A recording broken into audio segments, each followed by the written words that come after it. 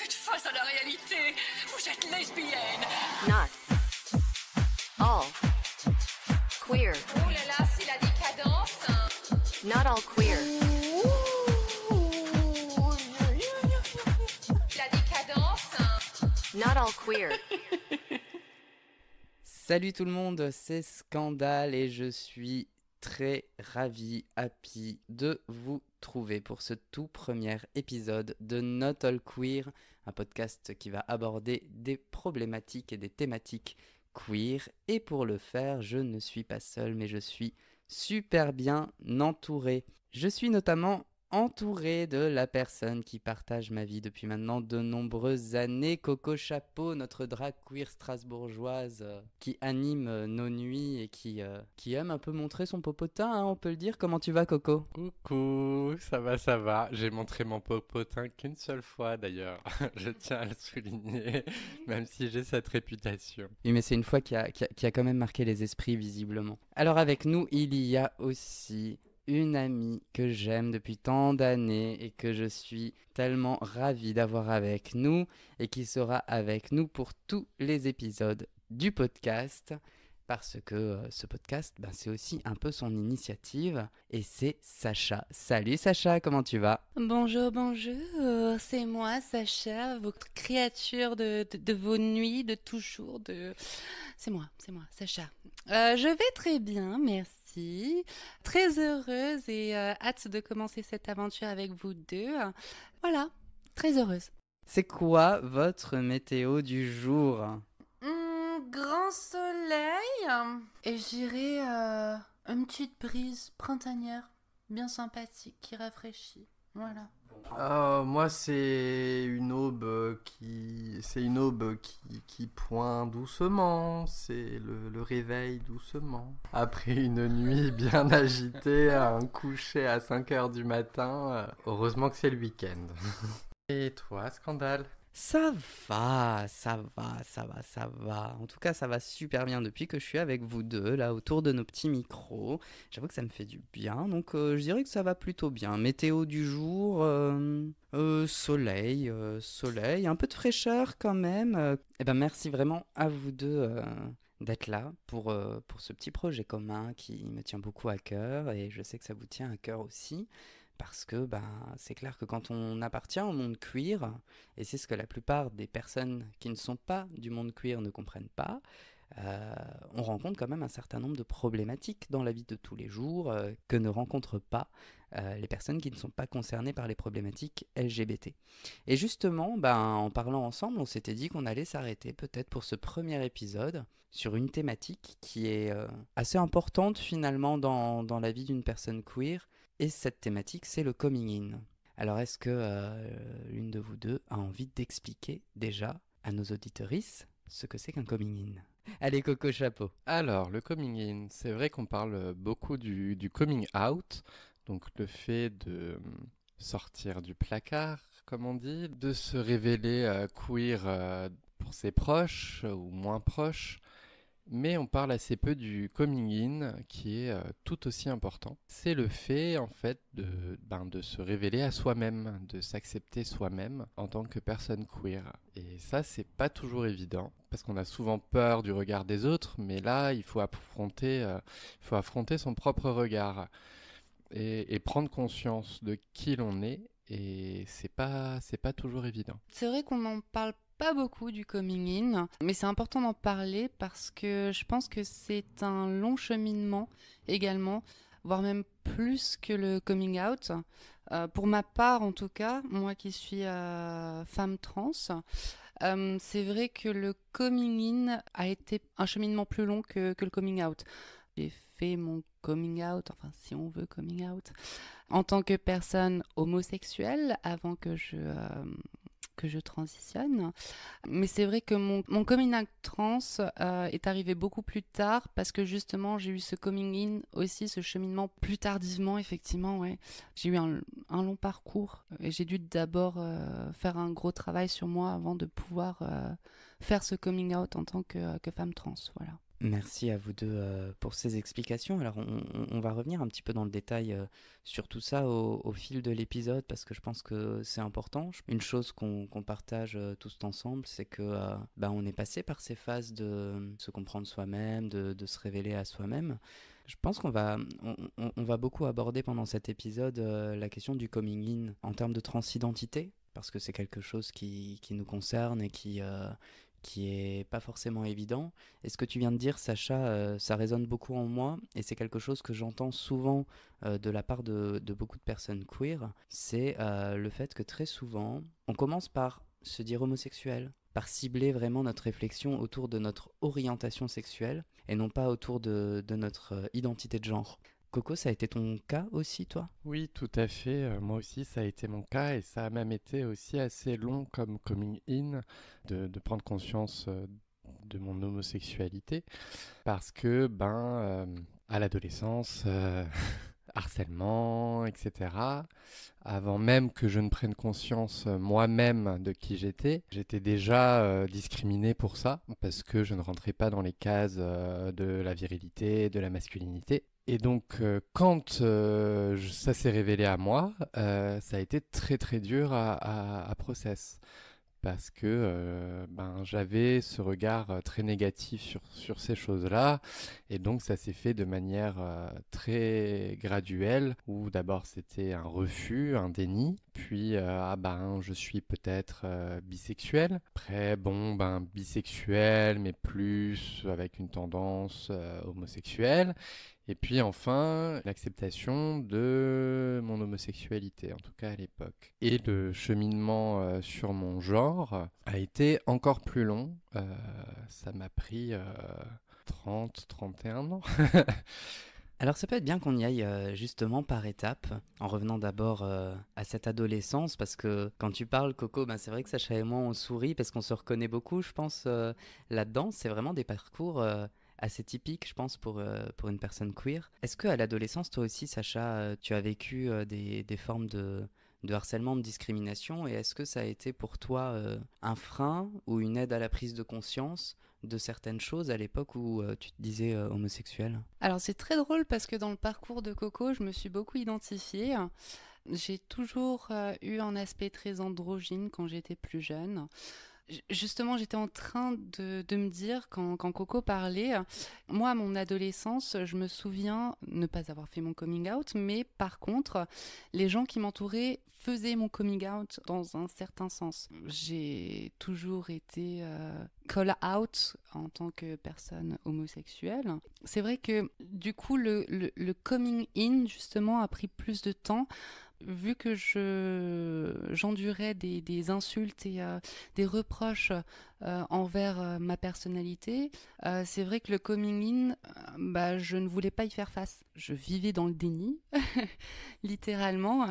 Et le coming in est venu bien plus tard, effectivement, en essayant de faire le cheminement de mon côté. Mais oui, c'est délicat, en fait, d'entreprendre ce parcours quand on attend d'éléments extérieurs qui viennent parasiter, en fait, notre cheminement de pensée. Alors, je me reconnais beaucoup dans ce que tu dis. Et en fait, ce cheminement est rendu beaucoup plus difficile quand on a un démarrage de prise de conscience dû au harcèlement et à la discrimination, parce qu'en fait, quand on en vient à prendre conscience de ça, il y a une part de nous qui se dit « ils ont raison ». Et donc, ces moqueries, ces insultes, etc., si je suis la personne qu'ils disent, en fait, je les mérite. Alors qu'en fait, non. Mais en tant que jeune adolescente qui se construit, on se dit mais quand on en prend conscience, mais en fait, je suis cet être qu'on perçoit via les insultes et les remarques. Et donc c'est ça qui rend la chose compliquée, parce qu'on se dit mais en fait c'est justifié, parce qu'en fait je suis homosexuel par exemple, et du coup ça rend la chose beaucoup plus compliquée à gérer, d'en prendre conscience et surtout de l'accepter. Ça peut être un élément qui ne facilite pas le coming in, qui est déjà en soi pas toujours évident. Mais quand il y a des bases qui sont très compliquées, ça peut générer un coming in d'autant plus compliqué. Évidemment, je me reconnais beaucoup dans tout ce que vous dites là. Je crois que pour ma part, c'est un petit peu différent peut-être parce que j'ai l'impression que le coming in en tant que personne homosexuelle à l'époque est venu extrêmement tôt pour moi. Je me suis très très vite aperçu qu'il y avait un petit bug par rapport aux autres ou par rapport à ce qu'on m'apprenait, vu que je viens d'une famille quand même extrêmement religieuse et que ces choses-là sont quand même extrêmement mal perçues. Une famille évangélique pentecôtiste, je vous laisse un peu imaginer ou faire des recherches si vous parvenez pas à imaginer. Ça vaut le détour, hein, les évangélistes. Mon coming in, il est du coup venu très rapidement. En revanche, ça n'a pas du tout été une bonne nouvelle pour moi. Le coming in, le fait de me rendre compte de ce qu'il y avait en moi et des tendances qu'il y avait en moi, la prise de conscience en elle-même en fait, a été très facile.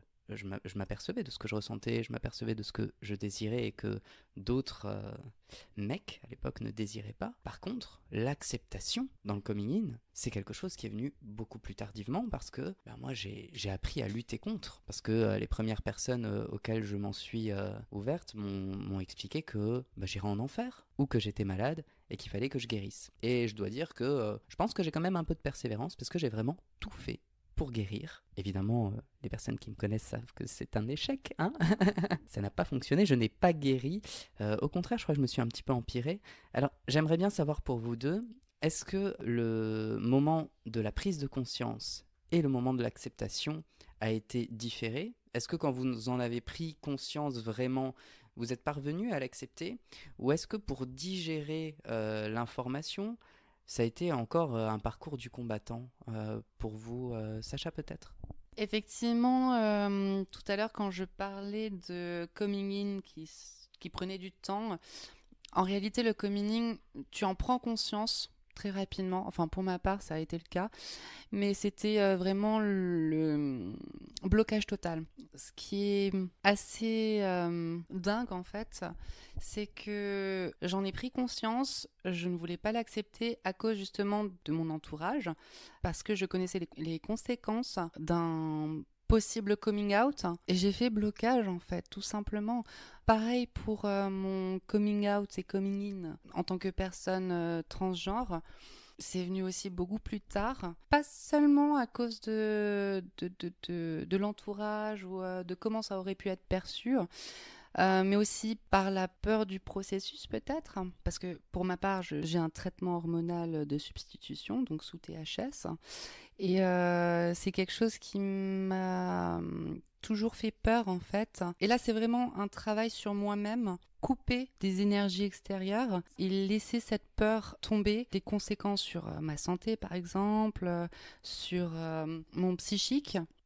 Et là, c'est juste moi et moi seule qui me bloquait en fait par rapport à ce coming in et ce coming out par la suite. Oui, c'est encore un aspect différent, je dirais, qu'à l'époque où j'ai fait mon coming out en tant que anciennement personne homosexuelle. C'est un cheminement vraiment très différent qui a mis beaucoup plus de temps parce que l'identité de genre reste quand même très différent de l'orientation sexuelle. Bon, même si j'en étais consciente de tout ça depuis mon très jeune âge, mais ça a fait beaucoup de cheminement et là c'était un travail avec moi et moi seule en fait. Et toi Coco, du coup en termes de latence ou de différence entre le moment de la prise de conscience et de l'acceptation, comment tu l'as vécu au moment où vraiment tu as réussi à te dire à toi-même à l'époque où tu étais ado, je suis probablement effectivement homo quand tu t'es mise à avoir tes premières affectivités, tes premiers désirs. Est-ce que tu l'as bien vécu ? Est-ce que tu as décidé que ce serait quelque chose qui serait ok ? Ou est-ce que tu es aussi passé par une phase de combativité contre toi-même ? Comme je l'ai dit, oui, ça a mis du temps. Alors, un temps relatif, mais un temps quand même où j'ai eu ce besoin de faire les choses de manière progressive, on va dire. Très maladroitement d'ailleurs aussi. Avec mes amis, on rigolait beaucoup parce qu'on disait que j'étais bisexuel ascendant homo. C'était la petite blague. Mais en fait, je me rends compte que moi, c'est par l'entourage choisi. Donc, les amis que j'avais, que j'ai eu la chance d'avoir à cette époque-là, qui m'ont aidé en fait, qui m'ont soutenu et qui m'ont montré qu'il n'y avait aucun problème, peu importe ma sexualité. Et bon, qui avait compris et accepté bien avant moi mon homosexualité à l'époque et qui m'ont du coup aidé à faire le process et à m'accepter sur mon orientation sexuelle. Et c'est vrai que, tu le disais très justement Sacha, le coming in, en tout cas à mon endroit, te rejoint beaucoup parce que le coming in sur mon orientation sexuelle et le coming in sur mon genre, ben c'est pas les mêmes mécanismes qui se jouent, ça s'est pas passé de la même façon et je pense que c'est dû à pas mal de choses, de vecteurs dans notre société parce que ben même si c'est globalement mal perçu, même si avec les années dans certains endroits ça va mieux, mais bon globalement ça fait pas encore l'unanimité, l'homosexualité c'est quelque chose dont on parle depuis plus longtemps. Les questions de genre, c'est quand même si ça existe depuis très très très longtemps, dans nos sociétés, c'est quand même des questions, on va dire, qui sont abordées de manière publique, dans le domaine public et social, assez récentes. Et donc, c'était des questions que je ne me posais pas en soi, même si je sentais qu'il y avait un décalage. Mais j'avais pas les mots, j'avais pas les termes, j'avais pas les connaissances. C'est par le biais de l'homosexualité où ensuite, en grandissant, je me suis rapproché du milieu queer. Et c'est là que je me suis rendu compte de la pluralité des genres, que j'ai commencé à me renseigner, à découvrir la transidentité, etc. Et en fait, c'est tout ça qui m'a aidé et qui m'a permis aujourd'hui de prendre conscience de ma non-binarité transfemme. Et c'est vrai que c'est quelque chose qui, effectivement, ne vient pas appuyer sur les mêmes mécanismes, entre guillemets. Ça vient pas appuyer sur les mêmes endroits. Et se positionner sur son orientation sexuelle et se positionner sur son genre va pas questionner de la même manière. Et donc, ça change aussi la manière dont on va l'accepter. C'est super intéressant ce que vous dites parce que moi je trouve ça très important d'insister là-dessus, sur le fait que la question de l'orientation sexuelle et de la question de l'identité de genre, c'est pas du tout les mêmes biais cognitifs, c'est pas du tout les mêmes enjeux. L'orientation sexuelle, ça va déterminer nos relations affectives et sexuelles. L'identité de genre, ça nous ramène vraiment à ce qu'on est, à ce qu'on montre de nous socialement, à la façon dont on souhaite être perçu socialement. C'est pas du tout la même chose. Il y a des personnes homosexuelles qui ont besoin d'aucune forme de reconnaissance sociale et ça va être ok parce que dans leur intimité, ces personnes vont trouver des relations équilibrées.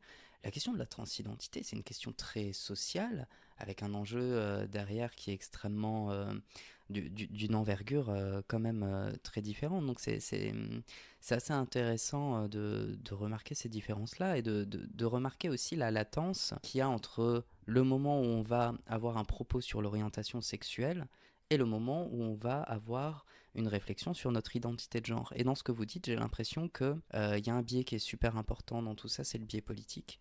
C'est le fait que socialement, quand on était ado, on est de la même génération tous ensemble, quand on était ado, on commençait quand même à libérer petit à petit la parole sur les questions d'orientation sexuelle.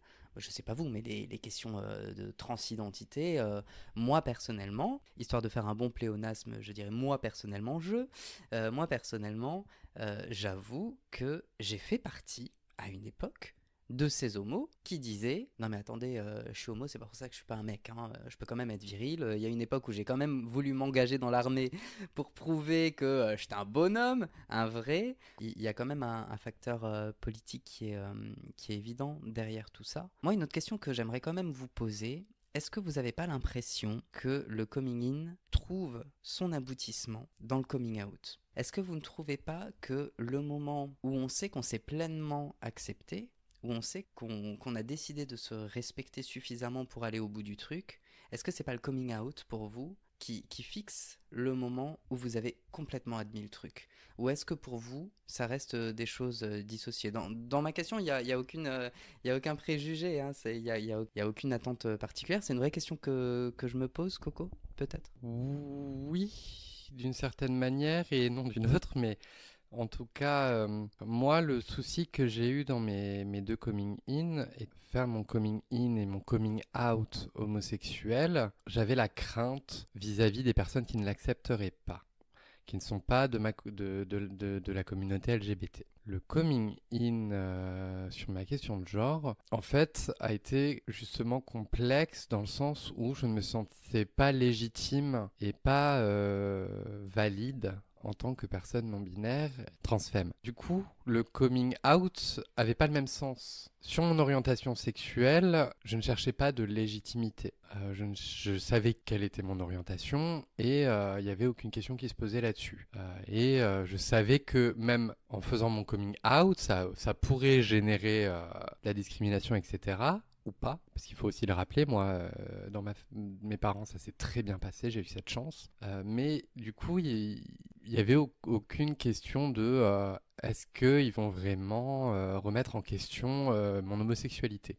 À aucun moment, je me suis dit ça. Alors que quand j'ai fait mon coming in et quand j'ai voulu faire mon coming out de personnes non binaires transfemmes, je me suis dit, mais en fait, est-ce que je suis légitime? Est-ce que, parce que j'ai encore des attraits qu'on rattache à la masculinité, j'ai une barbe, une moustache, j'ai dans mon expression de genre des éléments qui se rattachent quand même à la masculinité. Et je suis à l'aise avec ça. Et donc j'étais en train de me dire, mais est-ce qu'il n'y a pas des cases à cocher pour être perçu dans le bon genre et être accepté dans le bon genre. Et donc, ça a été aussi tout un travail à cet endroit-là de me dire, si j'en parle, est-ce que les gens vont pas juste me dire non, mais en fait, tu dis n'importe quoi, t'es pas légitime pour être une personne transfemme, il faut ça, il faut ça, il faut ça, enfin... Tout un panel de l'imaginaire que j'avais, en fait, et où je me disais, mince, alors...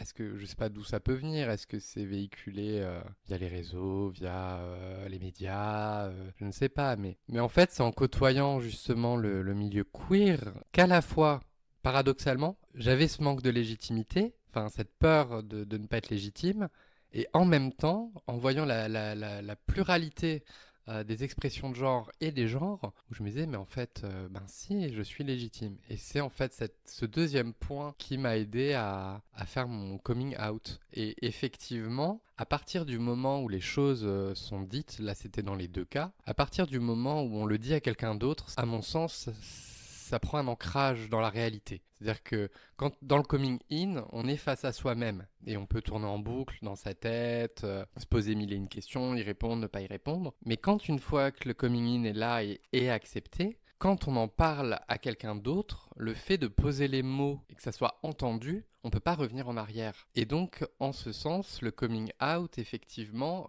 matérialise le coming in, je trouve. Not all queer. La décadence. Not all queer. Et on est de retour dans Not All Queer, le podcast qui parle de thématiques queer, de problématiques queer. Et on en parle entre amis, on en parle entre amoureuses, on en parle entre, sans doute, amitié d'âme. On pourrait dire ça, Sacha, qu'est-ce que t'en penses? Entre divinités. Entre divinités, au moins. Au moins divinité. Créature de beauté. Sainte Trinité. Sainte Trinité. Oh, c'est beau ça. Ah, je suis pas la Vierge, hein. Tu serais la divinité de quoi, toi, Sacha?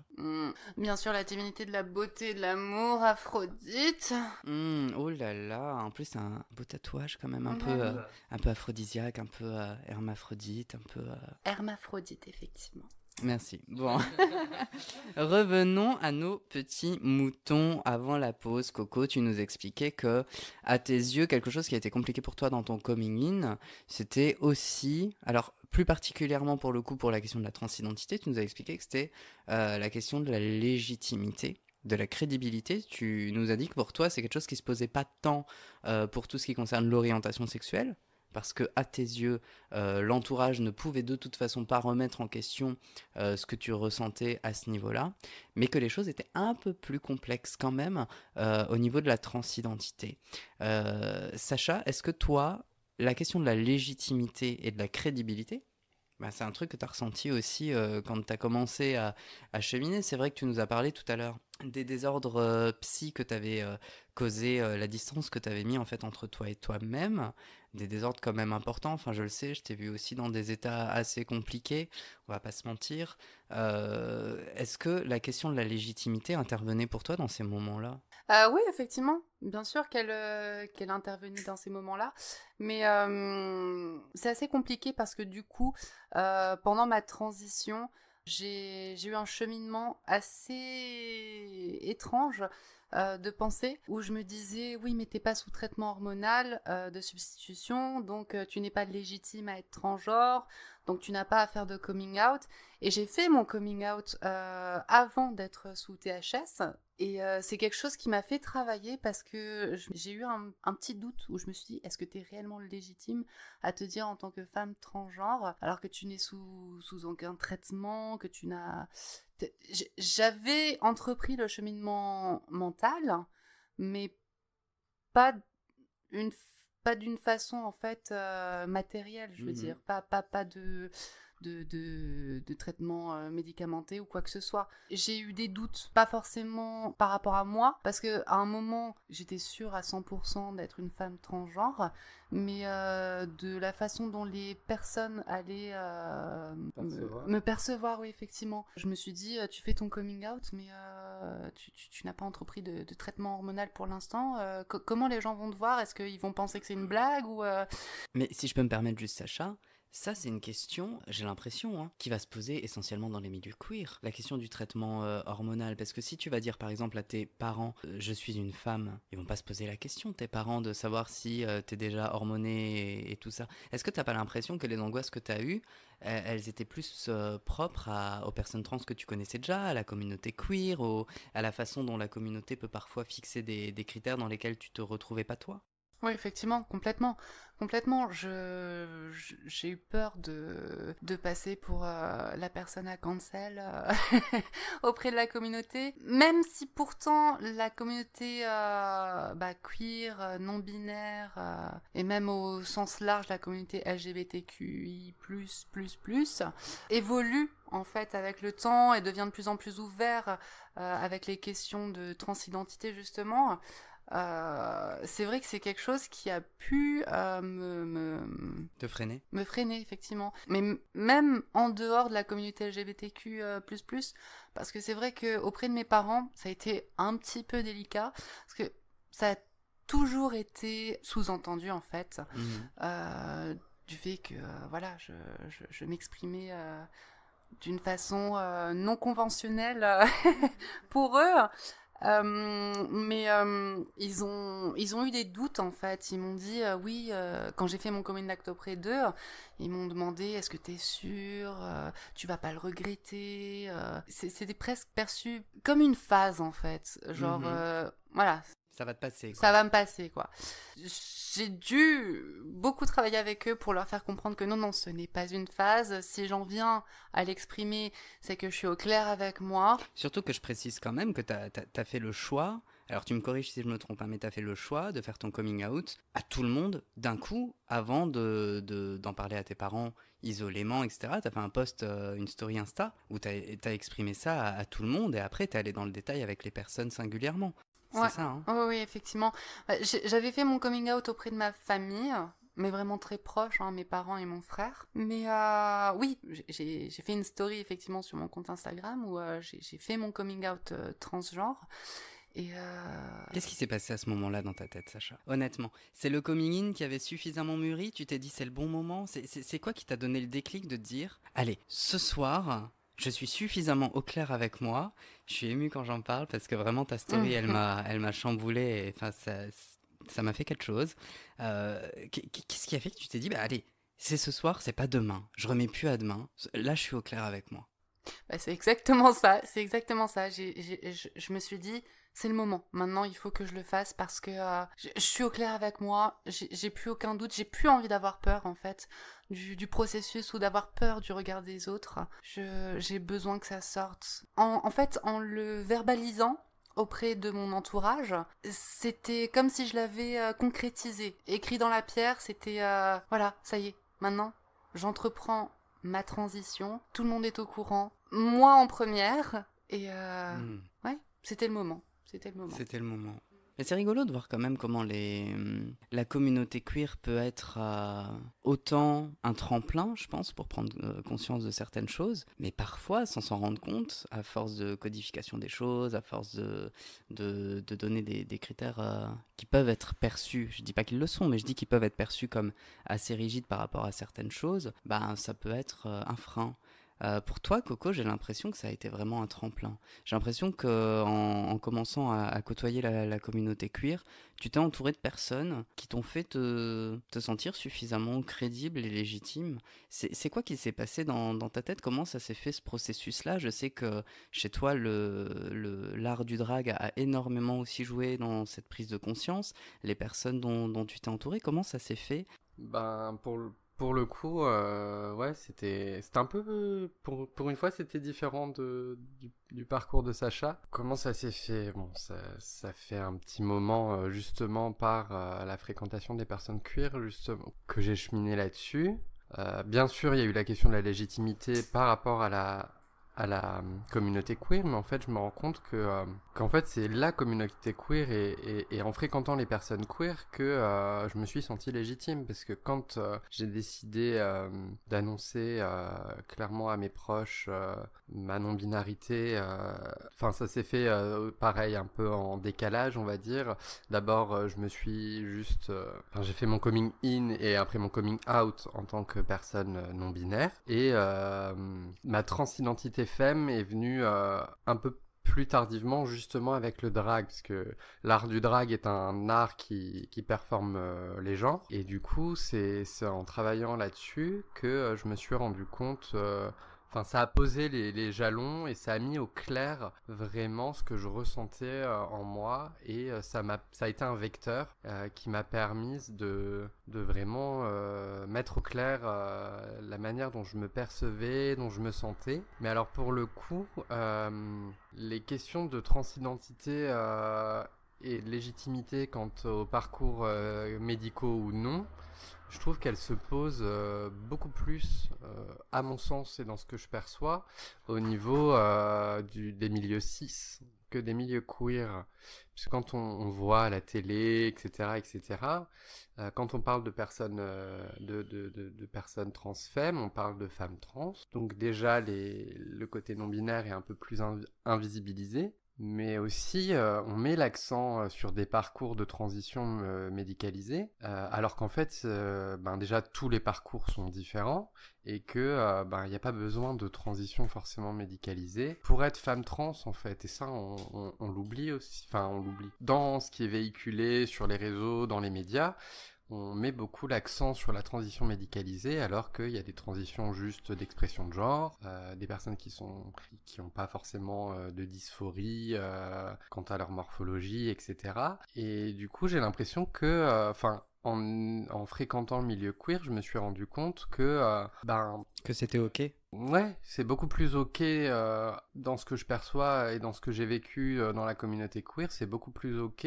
Oui, pour l'anecdote, dans la communauté queer, on m'a jamais dit est-ce que tu es en transition médicalisée ou pas, alors que c'est déjà arrivé quand j'ai parlé par exemple à des hommes cis que j'étais une personne non binaire trans-femme. On m'a déjà posé la question tu es sous oestrogène. Mais c'est rigolo là ce que tu dis, parce que de même que chez certaines personnes, les critères, les codes queer peuvent être un frein, j'ai l'impression que chez toi, la notion de safe place a pris vraiment tout son sens. Enfin, j'ai l'impression que c'est vraiment le fait de te sentir safe qui a joué chez toi sur le fait de t'autoriser. Est-ce que t'as pas l'impression qu'avant, ce qui t'empêchait d'exprimer ça ou de te l'avouer clairement, c'était pas le fait de pas te sentir en sécurité. Enfin, je te connais assez pour savoir que chez toi, la notion de se sentir en sécurité joue beaucoup dans ton rapport à la transidentité. Oui, tout à fait, parce que par exemple, je ne suis pas out à mon travail, je suis pas out dans ma famille. Il faut vraiment que je sois disposé psychiquement pour avoir une expression de genre très féminine, parce que sortir dans la rue, j'ai encore du mal à à pouvoir avoir une expression de genre féminine. Enfin, ça m'arrive, mais il faut que je sente que je sois en capacité à, si je me prends une réflexion, une remarque, un regard, etc., il faut que je sente que je suis en capacité de l'encaisser. Et je pense que ça, c'est une réalité aussi des personnes queer et notamment des personnes trans. Il y a toute cette problématique-là qui est mine de rien très pesante au quotidien parce que on sait jamais trop comment la journée va se passer en fait. C'est quelque chose que tu as l'impression de vivre, toi, Sacha, cette espèce de crainte pour ta sécurité en tant que personne, que femme trans. Est-ce que c'est quelque chose qui a pu jouer dans le fait de peut-être retarder un moment, le fait de vouloir t'assumer? Est-ce que c'est un paramètre qui est entré en jeu, la notion de sécurité dans l'espace public, tout simplement?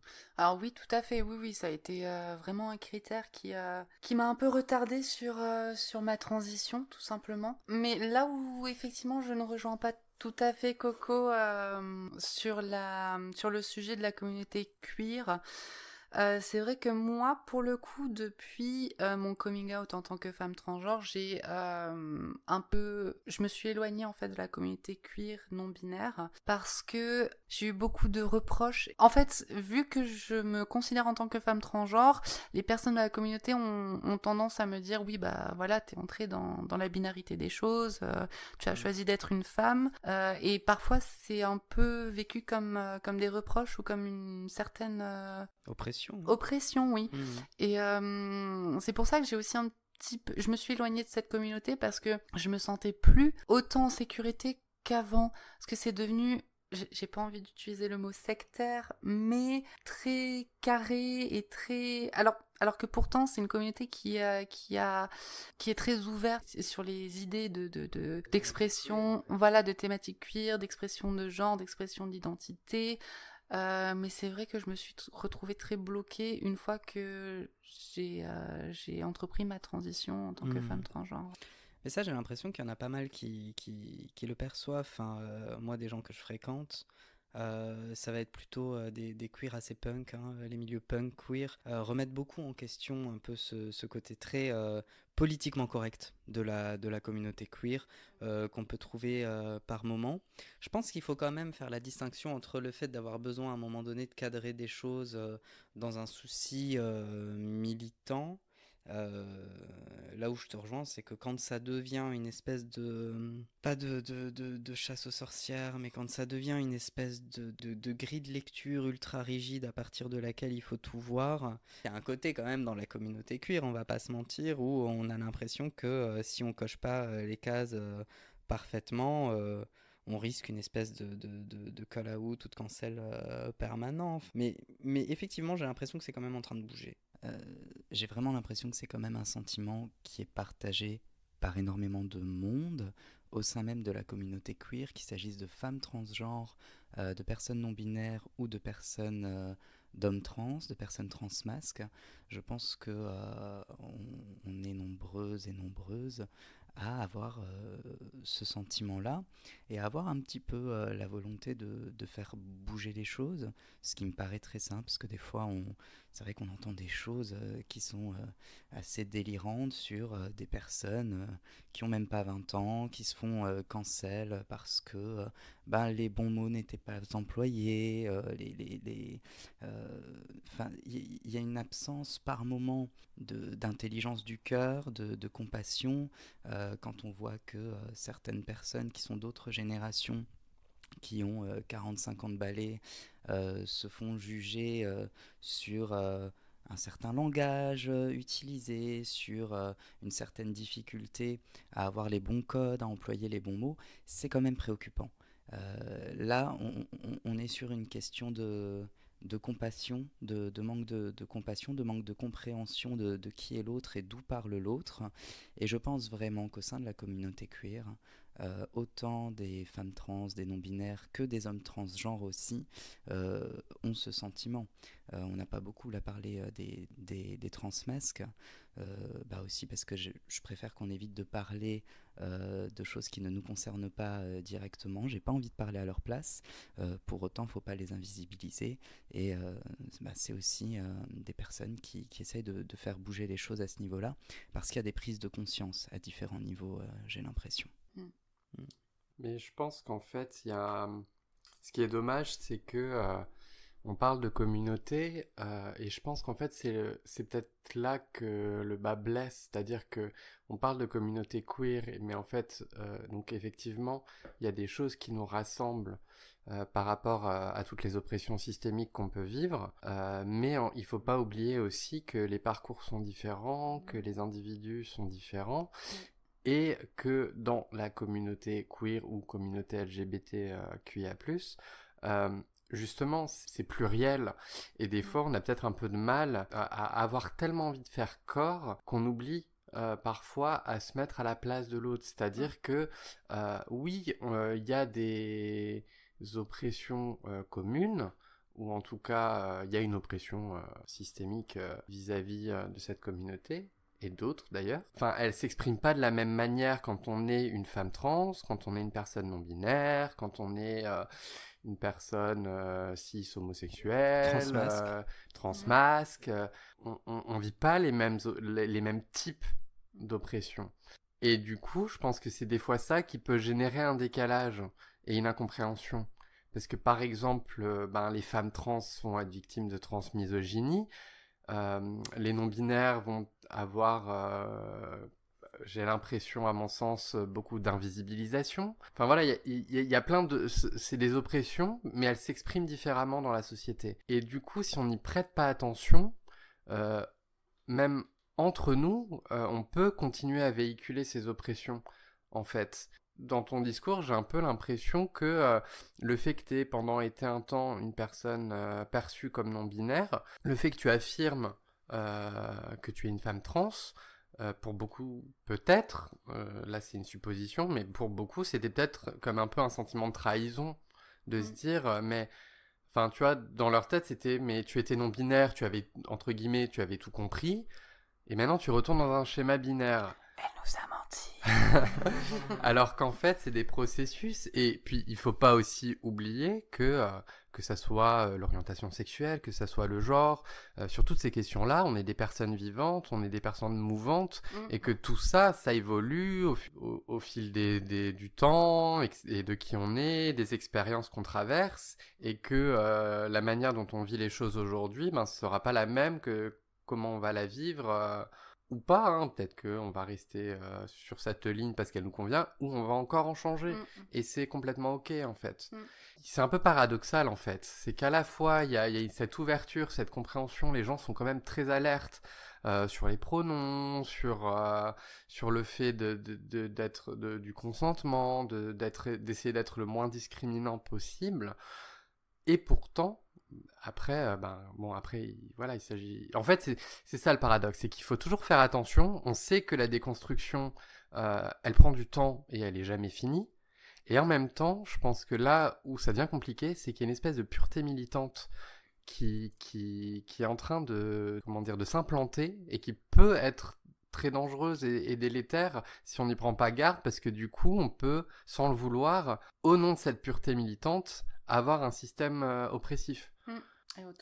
Et autodestructif. Alors qu'en fait, on devrait juste être dans l'écoute et l'acceptation quand une personne nous dit je suis une femme trans, je suis une personne non-binaire, je suis une personne non-binaire transfemme, je suis une personne transmasque, enfin, peu importe en fait. Voilà, et puis et le prendre en acte dans la manière dont on côtoie la personne, et ça devrait s'arrêter là. Et alors je sais que pour beaucoup, il y a quand même cette envie qui est là, et je pense que c'est ça aussi qui fait bouger les choses, parce que chacun à son niveau vit des fois ces moments dans la communauté où il n'a pas le sentiment d'être validé, reconnu, ou se prend des remarques. Et je pense que du coup, c'est ça aussi qui permet de faire bouger les lignes et de faire prendre conscience des choses. Moi, quand je t'écoute, la Coco, il y a un truc qui me qui me marque beaucoup, c'est que on sait, si on a un petit peu étudié la question du genre et qu'on la prend pas par-dessus la jambe avec tout un tas de stéréotypes comme le font les 6-7, hein, que l'on salue, mais de loin. Bonjour. On sait que la rigidification des catégories de genre va de pair avec des rapports de pouvoir. On sait que ça va de pair avec le colonialisme occidental. On sait que si l'Occident a tellement tenu à rigidifier les rapports hommes-femmes, ça vient notamment du fait que les rapports hommes-femmes sont des rapports de domination qui permettaient l'asservissement des uns sur les autres. Moi, ce que je ressens aussi, pour revenir vraiment à la thématique du coming in, c'est que ce qui rend la conscience de soi et l'acceptation de soi aussi compliquée, c'est que on a quand même un système politique qui fait tout pour nous conditionner, et le travail de déconstruction est super compliqué à partir de ce moment-là, et j'ai l'impression que cette déconstruction, elle relève d'un enjeu qui est politique, évidemment, mais qui est presque, alors ça c'est un peu mon dada, et vous le savez, mais qui est presque spirituel aussi. Moi je crois vraiment que aller à la rencontre de soi, c'est accepter de se regarder en se dégageant des illusions qui sont dues au conditionnement qu'on nous a mis dessus, en fait. C'est un vrai travail de recherche intérieure. C'est un vrai travail de recherche d'authenticité. Et je pense que chacune d'entre vous est capable de dire à quel point c'est difficile de traverser toutes les mailles de tous les filets qu'on nous a mis devant les yeux parce que ça a arrangé les rapports de domination, parce que ça a arrangé les rapports de pouvoir, etc., etc. Enfin, moi, je crois vraiment qu'il y a une espèce de jonction entre la question de la spiritualité, qui pour moi se résume à traverser les illusions, et la question de la déconstruction de genre, parce que ça nécessite vraiment de traverser non seulement tout un tas d'illusions qu'on se fait sur nous, mais de traverser tous les préjugés qu'on nous a mis devant le nez depuis qu'on est gamin, quoi, en fait. Hein. Je trouve que ça se remarque super bien chez toi, Sacha, en ce moment, parce que, comme on en a parlé tout à l'heure, et tu t'es ouverte par rapport à ça au début de l'épisode, tu nous as dit que tu as traversé des phases qui, psychiquement, en termes de santé mentale, étaient super compliquées. Et ben, Coco Chapeau et moi, on était là, et on peut confirmer que ça a été des périodes très, très douloureuses pour toi. Depuis que ce coming in il est abouti, bah, t'as plus rien à voir. Enfin, je pense que tu le sens toi-même. Tu rayonnes, tu souris, tu as un épanouissement qui n'a rien à voir avec ce que c'était avant. Comment tu le perçois ça aujourd'hui? Enfin... Mais même moi, j'ai encore du mal à comprendre comment le déclic s'est fait aussi rapidement et aussi... Enfin, du moment où ce coming in a été accepté, toutes ces choses qui me parasitaient la tête, où j'avais également des... comment dire? Depuis le coming in, en fait, j'ai l'impression d'avoir bouché les trous que je cherchais à combler depuis des années. Depuis aussi longtemps que j'arrive à me rappeler, j'ai toujours eu des soucis avec ma santé mentale, j'ai toujours été à des niveaux différents, mais toujours été dans une dépression ou un mal-être. Et c'est vrai que depuis que j'ai verbalisé le fait que oui, je suis une femme transgenre, tout a été mis à zéro. C'est comme tabula rasa. Je me sens enfin être une base solide, un roc. Rien ne peut m'arrêter. Je cherche plus à combler ce trou que j'avais au préalable. Et c'est quelque chose que j'arrivais pas à comprendre parce que c'est quelque chose que je vivais toujours dans ce mal-être, mais je me disais mais pourquoi je suis pas bien avec moi-même, et depuis c'est des questionnements que je n'ai plus ouais. Et ça se caractérisait chez toi par des mécanismes, enfin je sais pas si tu es à l'aise d'en parler là, mais je sais que ça se caractérisait chez toi par des mécanismes déjà d'addiction. Oui. Des mécanismes de dysfonctionnement relationnel assez quand même profonds, qui t'ont beaucoup déstructuré, qui t'ont entraîné dans des relations où tu t'es aperçu que tu t'es pas respecté. Et une des premières choses que tu m'as dites quand t'as fait ton coming out, c'est que là t'avais enfin envie de te respecter. Exactement. J'ai été comme apaisée. En fait, si on en parle justement des relations que ce soit amoureuse, même amicale, hein, je cherchais justement par le biais de ces relations à combler ce trou que j'avais en moi. Et aujourd'hui, j'ai une relation plus saine avec les gens qui m'entourent parce que j'ai plus cette dépendance affective en fait. Je ne recherche plus le bonheur à travers les autres. J'ai trouvé le bonheur en moi-même depuis que j'ai compris, que j'ai verbalisé les choses. T'as trouvé une forme d'autonomie en fait. C'est ça, je trouve mon bonheur en moi-même, c'est moi qui me l'apporte et moi toute seule. Et j'ai pas besoin de quelqu'un d'autre pour m'amener ce bonheur. J'arrive à... Oui, une autonomie. Et c'est fou comme en si peu de temps il y a eu ce déclic. Je me sens plus apaisée avec moi-même et plus apaisée aussi avec les gens qui m'entourent et les relations que je côtoie en fait, tout simplement.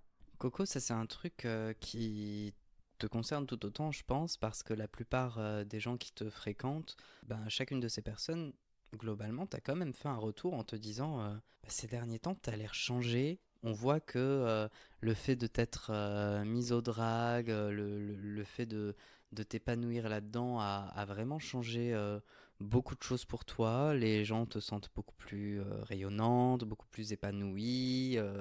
Est-ce que tu arrives à avoir du recul sur tout ce que ça a bouleversé chez toi? Est-ce que tu as l'impression que le fait d'être plus au clair avec toi sur ton identité de genre et le fait d'avoir été un peu plus loin dans une forme de coming in, t'as en fait ouvert au monde?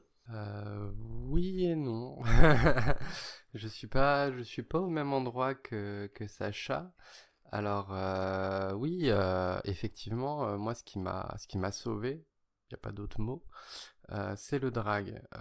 Ça m'a permis d'exister en fait tout simplement à travers ce persona, cet alter ego qu'est Coco Chapeau, où j'ai pu vraiment commencer à exprimer et exorciser des choses que j'avais en moi et de vraiment trouver ma place, que ça soit artistiquement et socialement ou justement en moi-même.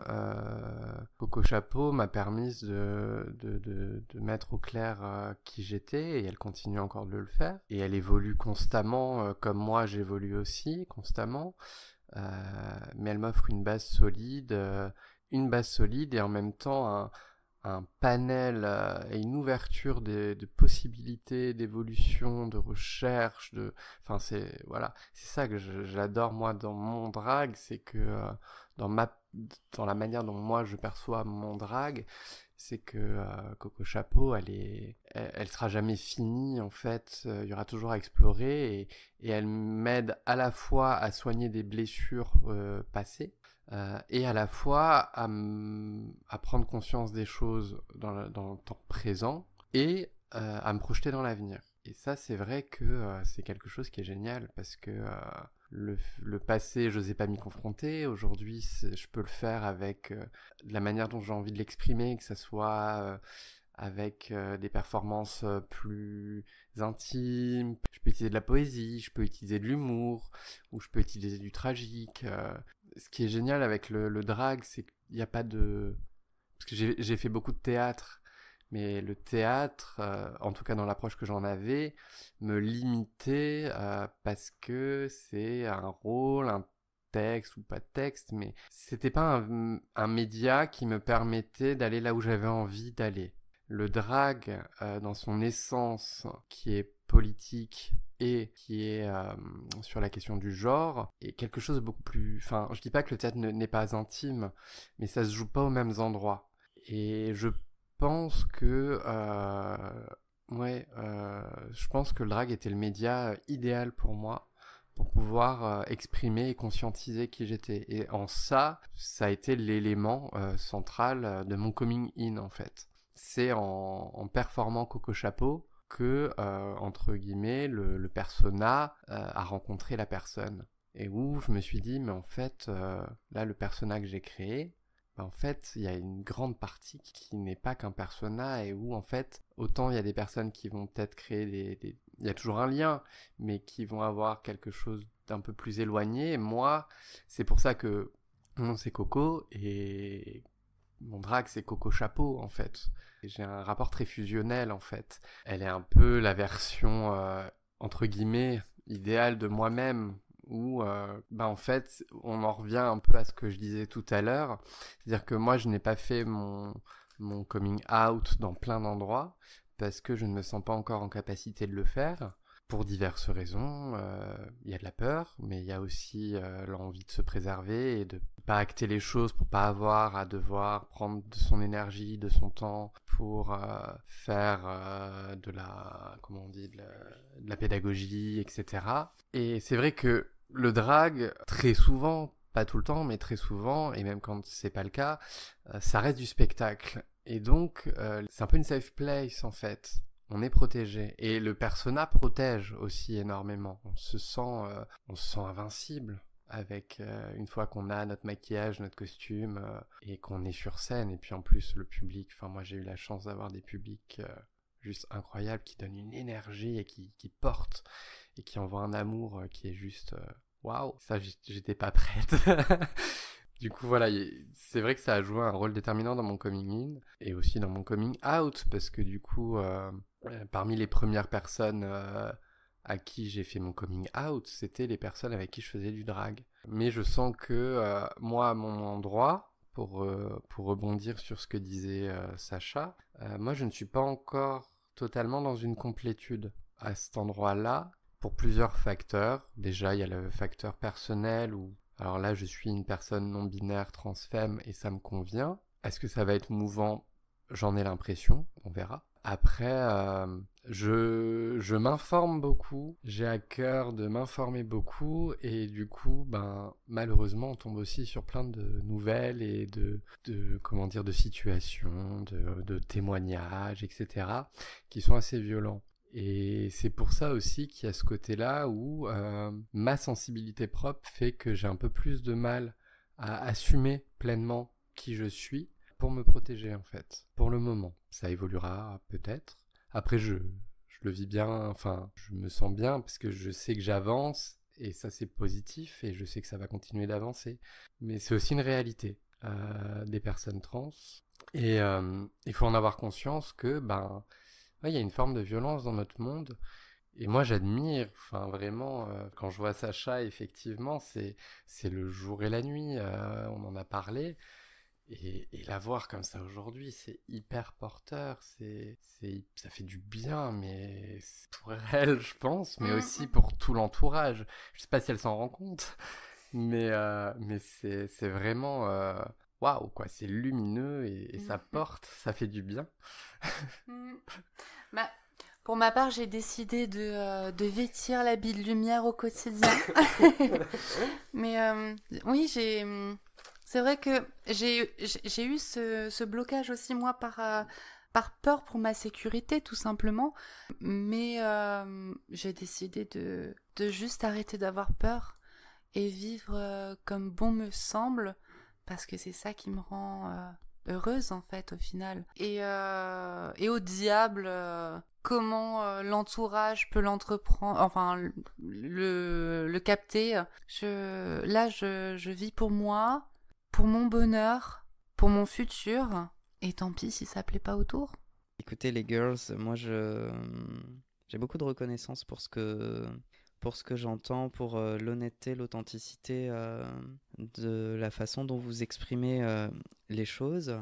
Je pense qu'on voit à quel point un coming in, c'est un processus qui est extrêmement long, qui met en branle des mécanismes qui touchent à ce qu'il y a peut-être de plus intime en nous, qui touchent à notre relation à nous-mêmes, à notre relation aux autres, qui touchent à la peur, qui touchent au désir, qui touchent à l'amour, et à l'amour pour soi, peut-être avant tout. Peut-être en guise de conclusion de cet épisode, il y a sans doute des personnes qui nous écoutent et qui sont aussi dans ces processus-là, qui sont en questionnement, qui savent pas trop, qui ont des freins. Qu'est-ce que vous auriez à leur dire? Je dis pas forcément leur donner des conseils, mais juste qu'est-ce que vous auriez à exprimer à ces personnes, Sacha, pour commencer? Ce que j'aurais à dire à ces personnes, tout premièrement que je comprends par quoi toutes ces personnes passe et que à quel point ça peut être compliqué et dur parfois, qu'il faut savoir s'écouter dans un premier temps, vraiment savoir s'écouter, savoir s'exprimer, pas forcément avec les autres, avec soi-même, arriver à se comprendre, à se chercher, à... Ce que j'aurais à leur dire, c'est que vous n'êtes pas seul. Je comprends très bien par quoi vous passez et je sais très bien le cheminement de la pensée et à quel point on peut se triturer le cerveau avec ce cheminement qui prend du temps, qui prend vraiment du temps. Mais je pense que c'est important D'accepter de le prendre ce temps. d'accepter de le prendre ce temps, exactement. Et oui, c'est important de le prendre ce temps parce que il y a besoin d'avoir une réflexion, de prendre le temps de vraiment se poser des questions, de se découvrir. Parfois, on peut se perdre, ça nous est toutes et tous déjà arrivé, mais c'est normal de se perdre. Et parfois, c'est même nécessaire. Ouais, je pense que l'important dans tout ça, c'est de prendre son temps et de se dire que c'est ok de prendre le temps pour se trouver, pour se chercher, se poser les bonnes questions et oui. Même moi, qui a l'air d'avoir trouvé sa voie et enfin, je suis toujours en cheminement, je suis toujours dans la réflexion, toujours en train de me découvrir tous les jours, comme n'importe qui. Et c'est normal, c'est ok, c'est ce que j'aurais à dire. Un jour, quelqu'un m'a dit que c'est quand on se perd qu'on peut enfin trouver des trésors, parce que quand on reste sur les sentiers battus que les autres ont choisi pour nous, il n'y a plus rien à trouver, tout le monde est déjà passé par là. Il faut trouver sa voie, sa propre voie. Et c'est ce qui me parle beaucoup dans ce que tu dis. Qu'est-ce que tu aurais, toi, Coco Chapeau, à dire aux personnes qui sont en face de questionnements par rapport à toutes ces questions-là et qui sont peut-être dans le désarroi ou la perplexité? Bon courage. C'est des chemins qui sont pas évidents parce que ça regroupe tellement de choses. Il y a le rapport à soi, il y a le rapport aux autres. Mais justement, je pense que la solution, elle vient un peu de ces deux-là. Il y a le fait comme tu l'as dit, de prendre son temps, de cheminer. Et ça, je te rejoins complètement. Et il faut pas avoir peur de... Enfin, on peut pas se tromper quand on parle de nous-mêmes, mais... parce que ça évolue, enfin, quand bien même à un moment donné, enfin, même si on a besoin de passer par des étapes comme moi j'ai pu le faire, même si on a besoin, que c'est pas forcément des choses très justes, mais même si c'est juste le fait d'être un tout petit peu plus confortable pendant un temps, le temps qu'on arrive ensuite à passer ensuite par autre chose et ainsi de suite, progressivement, c'est ok. Si on a besoin d'y aller d'un coup, on sait ce qu'on veut, on sait qui on est, pareil, c'est ok. Et surtout, c'est pas toujours évident, malheureusement, mais s'entourer, c'est quand même une des clés, je pense, qui aide, parce que même si les autres n'ont pas à définir qui vous êtes, avoir des personnes à qui en parler, avec qui en discuter, avec qui être écouté, être comprise, ben ça aide mine de rien à tenir quand on est dans le chemin. Tant qu'on est un peu dans le flou, on va dire que ça peut aider d'être entouré quand on a du mal à être avec soi.